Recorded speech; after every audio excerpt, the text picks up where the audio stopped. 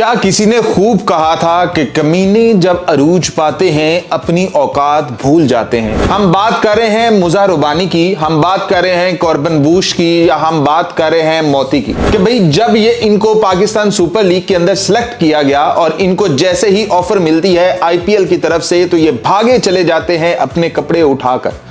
तो भाई क्या है ये पीएसएल, क्या है मतलब कि ये एक पार्ट टाइम ऑप्शन है कि कहीं और से अगर इनको कुछ मिल नहीं रहा तो ये पीएसएल खेल लेंगे, वरना इन्होंने खेलना उधर ही है। आज तक ये मुज़ा रुबानी को सिलेक्ट नहीं किया, ये हर दफा पाकिस्तान सुपर लीग के लिए रजिस्ट्रेशन करता है, लेकिन पाकिस्तान ने इसे सिलेक्ट किया इस दफा कि ठीक है इसको साथ लेकर चलते हैं। लेकिन जैसे ही उस कमीने को अरूज मिलता है, आईपीएल वाले तो इसी नजर में है कि कहीं पर ये कोई अच्छा प्लेयर सिलेक्ट कर लेंगे, उसको ऑफर करवाएंगे और तोड़ कर ले जाएंगे, जैसे पिछली दफा इन्होंने कॉर्बन बूश के साथ किया।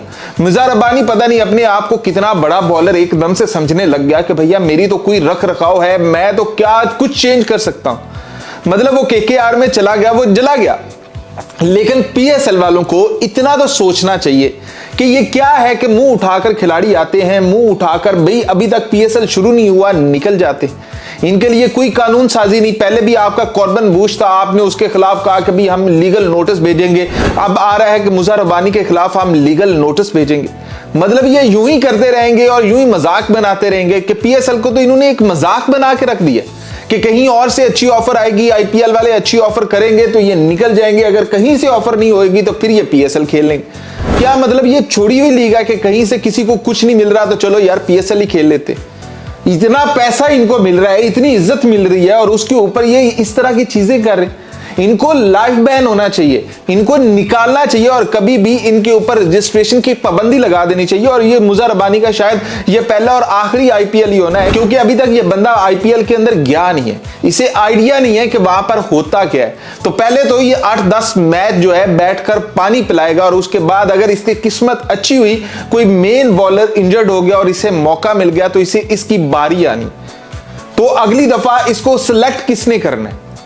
तो पीएसएल वालों को थोड़ा सा सोचना चाहिए कि जैसे कॉर्बन बूश उधर गया और उसके बाद आप कुछ ना कर सके, इस दफा 2 प्लेयर आपने जो सिलेक्ट कर रखे हैं वो उठकर जा रहे, वो बल्कि जा चुके हैं। अब उनके खिलाफ आप कानूनी कार्रवाई करो या ना करो कोई फर्क नहीं पड़ता, लेकिन पीएसएल को एक बार वो मजाक बनाकर जा चुके। तो पीएसएल इंतजामिया थोड़ा सा होश के नाखून लो कि जब सिलेक्शन होती है और जब रजिस्ट्रेशन होती है तो कम से कम इनसे एक पेपर साइन करवा लो कि अगर यहां से छोड़कर गए तो इतना जुर्माना होगा, जब इतना पैसा मिल रहा है तो इतना जुर्माना भी होगा।